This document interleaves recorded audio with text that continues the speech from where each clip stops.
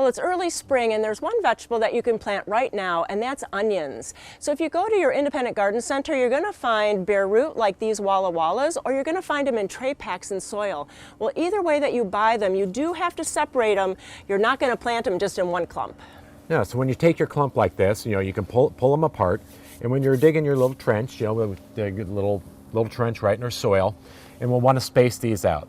So spacing will depend on how big of an onion you want it to grow. Definitely. So if you're planting these closer together, you can go this close like this, but just know that when this plant grows, it's going to grow into the other one. So like these, we've spaced out a little bit farther. So as the onion grows, you'll get a full-size onion. Each one will have room. You can go a little bit closer if you wanted to, depending on if you want to harvest earlier and have a smaller onion. Or if it's already spaced out, you can start plucking every other one out, harvesting it, and let the remaining ones get larger.